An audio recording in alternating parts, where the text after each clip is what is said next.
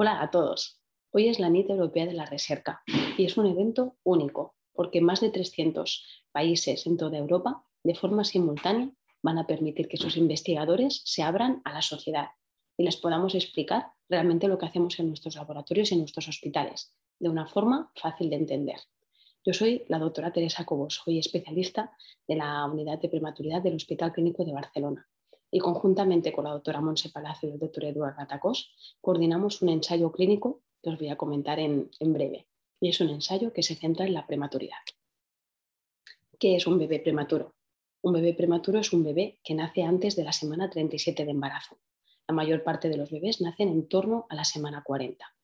Nacer antes de tiempo hace que, aunque los órganos puedan estar formados, aún son inmaduros, son muy vulnerables, aún no están preparados para nacer. Por tanto, en un bebé prematuro, nosotros observamos que puede haber una dificultad a la hora de respirar por sí solo. También puede haber a nivel cerebral mayor tendencia a presentar hemorragias. El hecho de tener un cerebro tan inmaduro hace que pueda sangrar con mayor facilidad y complicaciones más graves como puede ser la parálisis cerebral.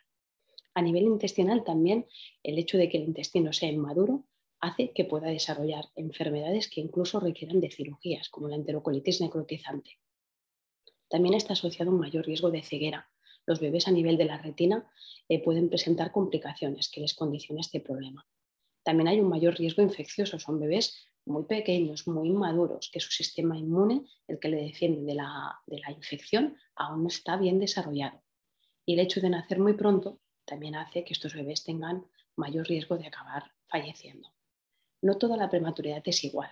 No es lo mismo nacer más allá de la semana 34, que la prematuridad es más leve y las complicaciones también son más leves, que nacer antes de la semana 32, en la que la prematuridad ya es más severa y en que estas complicaciones que estamos comentando se pueden dar con mayor frecuencia. Por eso es muy importante identificar a aquellas mamás que tienen un mayor riesgo de presentar un parto prematuro. Nosotros, los obstetras, tenemos en cuenta lo que la mamá nos explica. Ella nos dice que presenta contracciones, que presenta un dolor abdominal que es rítmico como unas montañas y que le recuerda la regla.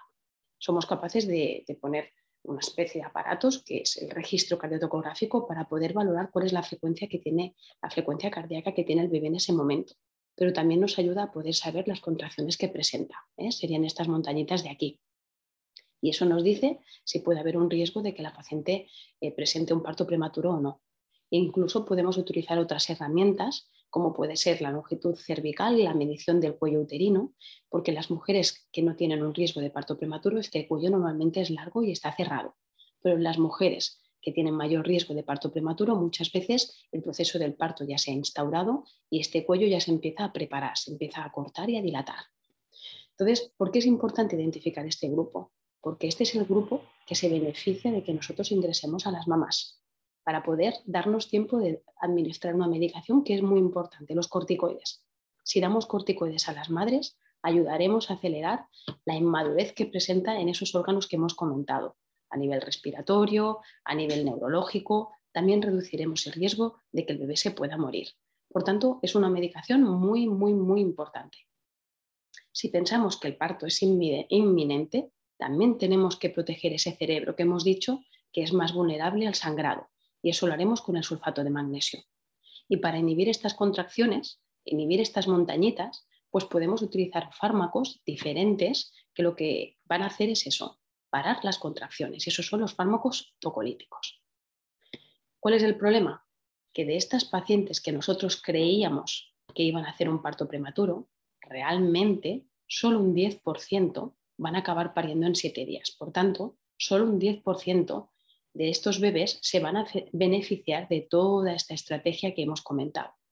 El 70% de las mujeres que tenían una amenaza de parto pretérmino van a acabar pariendo más allá de las 37 semanas.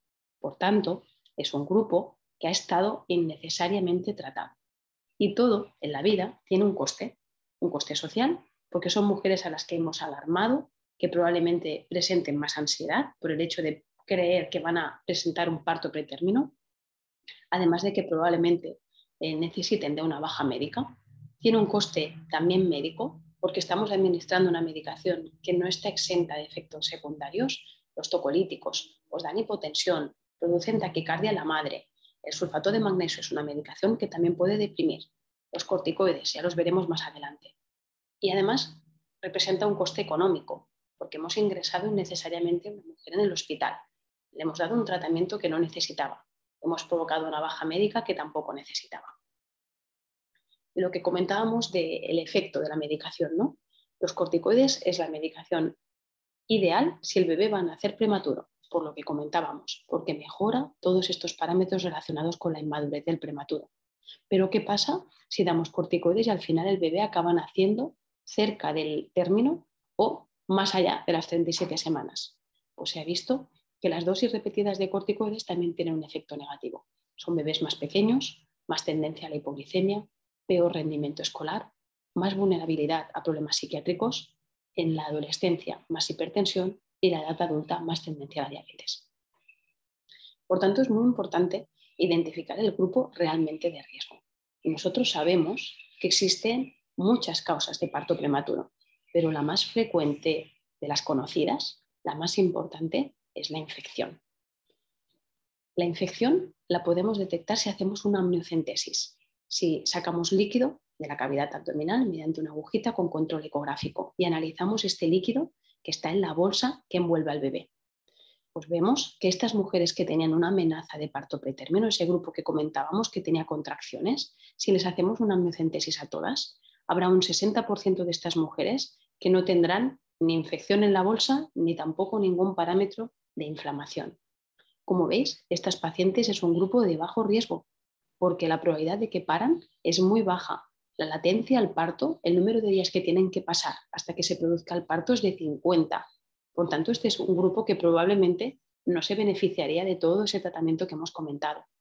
En cambio, observar, el 40% de las mujeres con amenaza de parto pretérmino a las que les hacemos una amniocentesis pueden presentar o bacterias dentro de la bolsa o una reacción que genera la presencia de estas bacterias que conocemos como inflamación. Y fijaros, estas pacientes sí que van a parir en 7 días. El tiempo que pasa desde que se identifica el problema hasta que paren es muy corto, en torno a 2-4 días. Por eso nuestro grupo ha desarrollado una serie de modelos, como si fuéramos así un adivino, que incluye diferentes variables para intentar identificar bien quién es el grupo que va a nacer antes de las 7 días y quién es el grupo que va a presentar una infección. Y esos modelos de predicción necesitan de la información de esa amniocentesis, porque en la amniocentesis miramos parámetros como puede ser la glucosa, como puede ser la interleuquina, y además utilizamos otras herramientas que no tienen nada que ver con la amniocentesis, como es la medición de la longitud cervical que hayamos comentado o algunos parámetros de la analítica de la mama. Si lo combinamos todo, buscamos una ecuación en la que si introducimos todos los parámetros nos va a decir qué paciente es la que va a presentar un mayor riesgo de parir en 7 días y de presentar infección y qué paciente no. Pero estos modelos de predicción lo que tenemos que hacer es implementarlos a nivel clínico para ver si realmente esto que decimos se confirma o no. ¿Y cómo lo podemos confirmar? Con lo que se conoce ensayo clínico.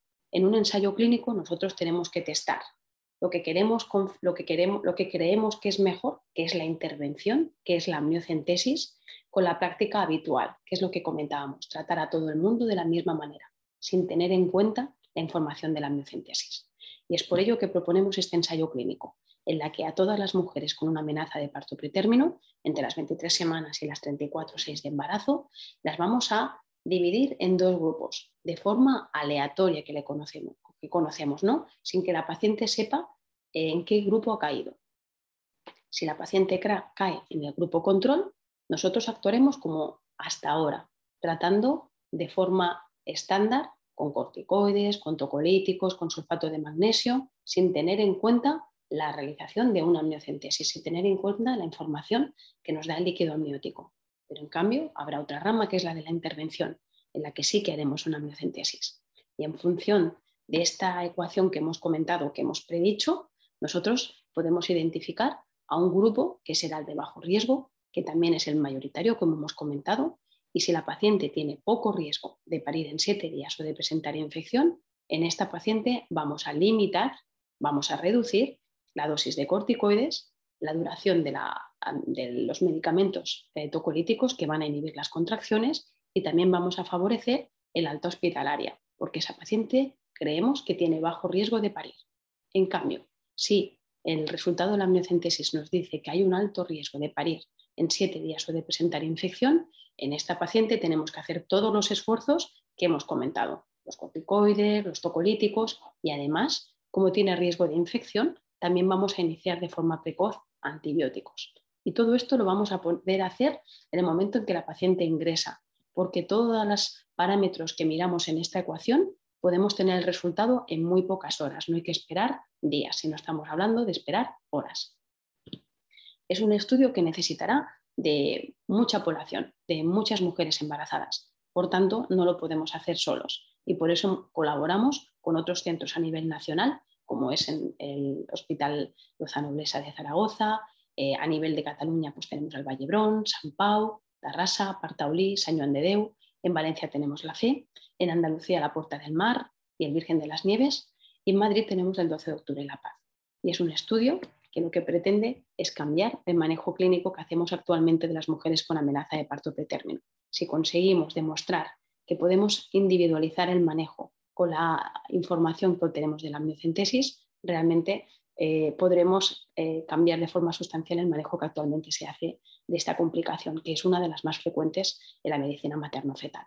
Y discriminaremos bien a aquellas que realmente se benefician de toda esta estrategia de tratamiento de aquellas que realmente son pacientes de bajo riesgo y que probablemente no necesiten de ese tratamiento que es innecesario para ellas.